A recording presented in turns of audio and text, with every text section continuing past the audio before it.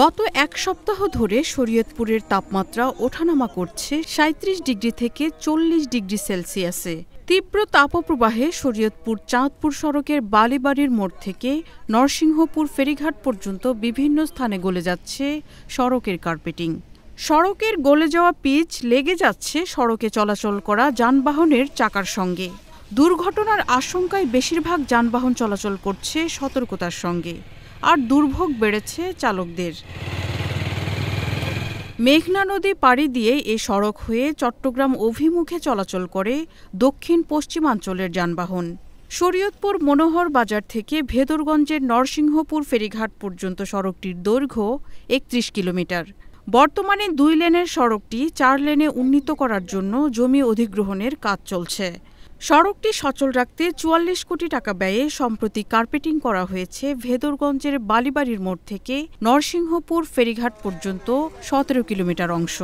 কিন্তু বিটুমিন গলে যাওয়ার ফলে সড়কের পাথর সরে গিয়ে সড়কটির মেয়াদ শেষ হওয়ার আগেই ক্ষতিগ্রস্ত হবে, এমন আশঙ্কাও দেখা দিয়েছে।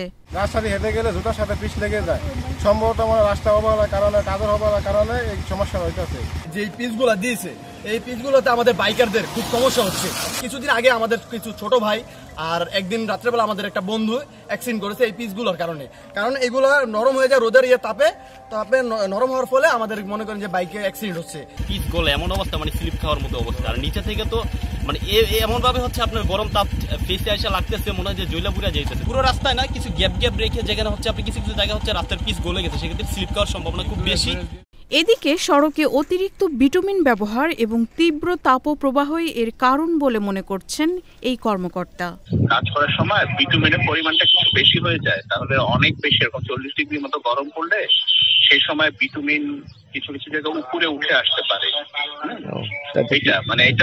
এটার ফলে মানে কিন্তু গাড়ি চলাচলে বা ওখান থেকে কারো হাঁটতেও কোনো সমস্যা হচ্ছে না। তবে এটা আমরা যেটা উঠে আসতে দেখি, এটা আমরা ঠিক করতেছি, কিন্তু আবার যখন আপনার টেম্পারেচার কমে মানে স্বাভাবিক গরমকালে টেম্পারেচার নেমে আসবে ৩৫-৩৬ এরকম, তখন এটা আস্তে আস্তে এমনি আবার ভিটামিনটা আবার নিচে চলে যাবে। কেবল শরীয়তপুর নয়, গরমে দেশের আরও বেশ কয়েকটি অঞ্চলে সড়কের একই দশা। তাপমাত্রা কমলেই এই সমস্যার সমাধান হবে বলে প্রত্যাশা সংশ্লিষ্টদের। Marufa Kamal, channel S, news desk.